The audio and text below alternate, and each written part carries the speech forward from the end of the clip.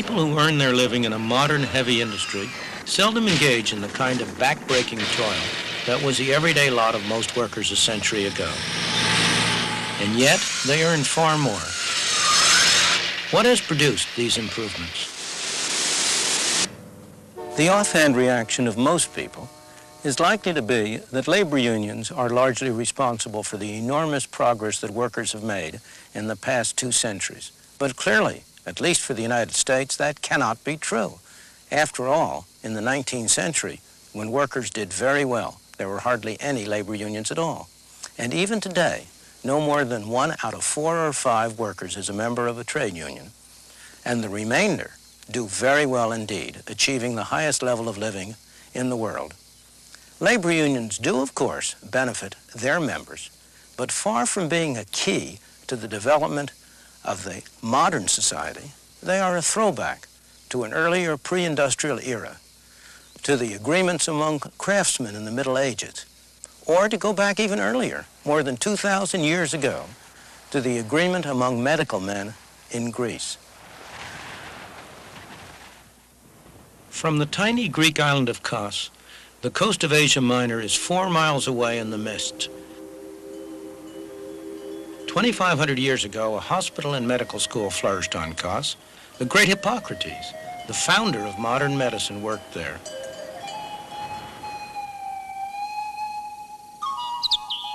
Legend has it that Hippocrates taught his students in the shade of this plane tree. He welcomed anyone who wanted to learn, so long as they paid his fees. There's another legend that St. Paul stood here and preached the gospel of Christianity.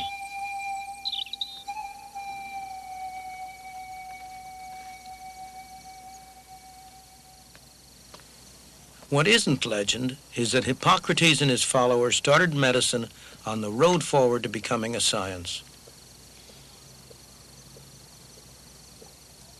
When Hippocrates died at the age of 104, or so legend has it, this island was full of medical people, his students and disciples. Competition for custom was fierce. Some 20 years after he died, they got together and constructed a code of conduct. They named it the Hippocratic Oath, after their old teacher and master. Every new physician, before he could start practice, came to this spot back here in front of those columns and took the oath. The oath was full of fine ideals for protecting the patient, but it also had a couple of other things in it. Listen to this one. I will impart a knowledge of the art to my own sons and those of my teachers, and to disciples bound by a stipulation and oath according to the law of medicine, but to none others. Today we'd call that a closed shop. Or listen to this one, referring to patients suffering from the agonizing disease of kidney or bladder stones. I will not cut persons laboring under the stone, but will leave this to be done by men who are practitioners of this work. A nice market-sharing agreement between physicians and surgeons. Hippocrates must turn in his grave when a new class of medical men takes that oath. After all, he taught anyone, provided only they paid his tuition. He would strongly have objected to the kind of restrictive practices that physicians all over the world have adopted to protect their custom. In the United States, the American Medical Association has for decades been one of the strongest labor unions in the country, keeping down the number of physicians, keeping up the costs of medical care, preventing competition by people from outside the profession with those in it. All, of course, in the name of helping the patient.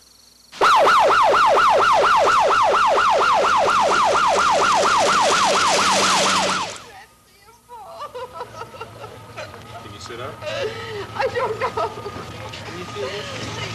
I've got her supported right here. Without warning, any one of us may suddenly need medical care. If we do, we want the very best care we can get. But who can give us that care? Is it always a graduate of an expensive medical school who has a union card called a medical license? Or might it be someone like this, a trained paramedic working for a private enterprise organization rendering emergency care? And hopefully we'll get a very good contract out of that. Many such businesses provide primary care for emergency cases in the United States. This particular paramedic team is attached to a fire department in Southern California. They're good at their job, but it's not unusual to find local physicians objecting. 492 and the paramedics responding. They take the Hippocratic oath here in the United States, and they believe that they should be the one that is treating their patient. They should be the one that saves that patient's life. And if someone else does it, it just kind of interferes with everything that they've been taught.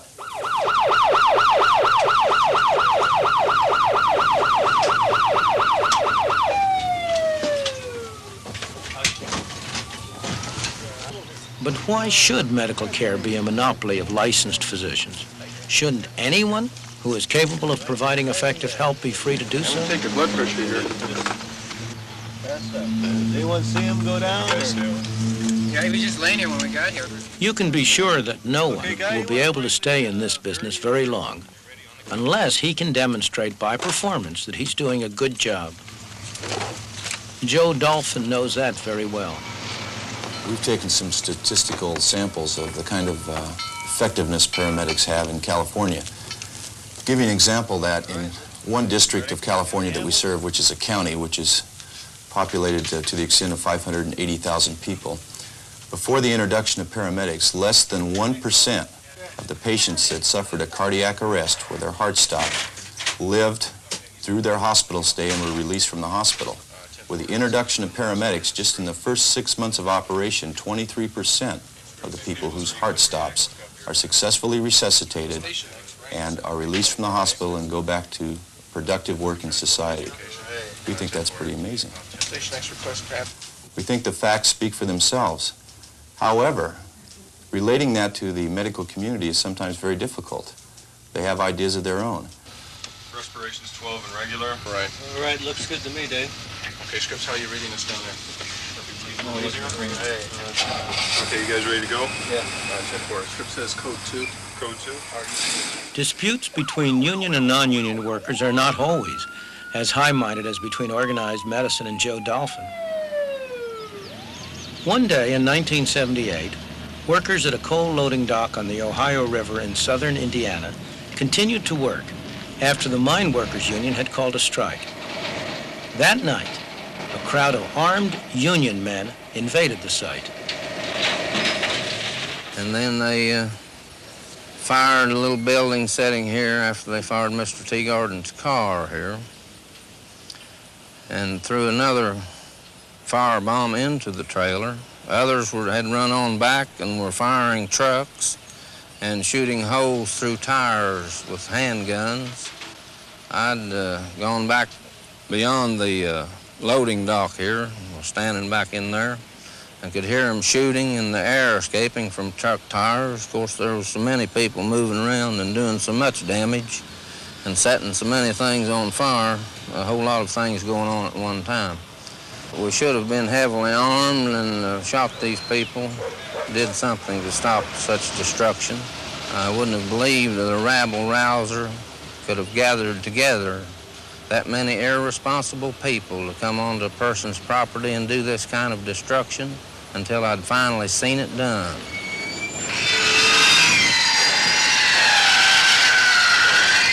These workers are on the other side of the union fence.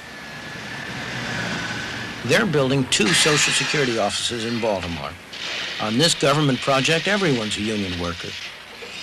They rely on their union to protect them against competition from non-union labor. But some local contractors see a very different side to a closed shop.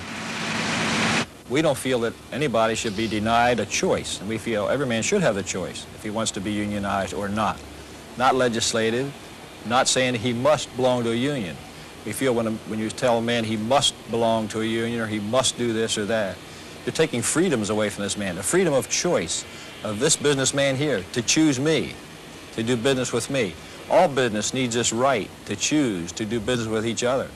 And by the same token, our employees have the right to choose whether they want unionization or not.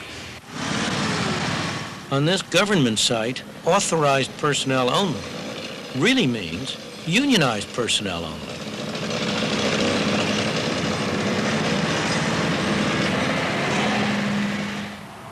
Unions have long recognized that the surest and most effective way for them to get power without violence is to have the federal government on their side. That's why so many strong unions have made it a point to locate their headquarters close to the source of power. The heads of the trade unions that cluster near Capitol Hill know this place very well. It is the room assigned to the Committee on Education and Labor of the House of Representatives, and it is where much of our labor legislation is discussed and shaped before presentation to Congress. I know rooms like this myself very well because I've often testified before congressional committees, and they all meet in rooms like this. Up there on the podium is where the members of the House or of the Senate sit. Of course, behind them there will be clustered a bunch of aides. As you know, there are something like 30 to 40 aides for every single member of the House and the Senate. And very often in one of these committee rooms, there'll be almost nothing but aides around. When I've sat in the bear pit over here, where the witnesses sit to testify, I've sometimes thought that maybe the whole thing was a show being conducted by and for the aides, with an occasional member of the House or senator dropping by to see what the show was all about. This is a room in which hearings were held on the most recent increase in the minimum wage, for example. Who do you suppose testified here in favor of a higher minimum wage rate? Do you suppose it was representatives of the poor people who were supposedly being helped by the bill? Not a bit of it. The major people testifying for it were representatives of the American Federation of Labor, the AFL-CIO, the major organization of trade unions in this country.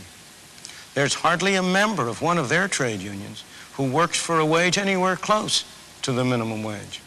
Despite all the rhetoric about helping the poor, they were in favor of a higher minimum wage for a very different reason, because it would protect the members of their unions from competition from the lower and lesser skilled people.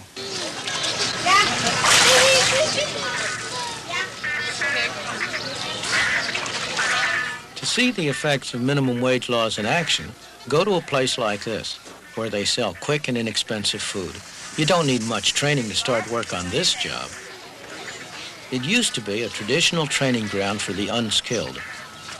Not any longer, thanks to the minimum wage laws. From a worker's point of view, the people that it was supposed to help, the people in some cases it's hurting the most, such as minorities, unskilled labor, and young people.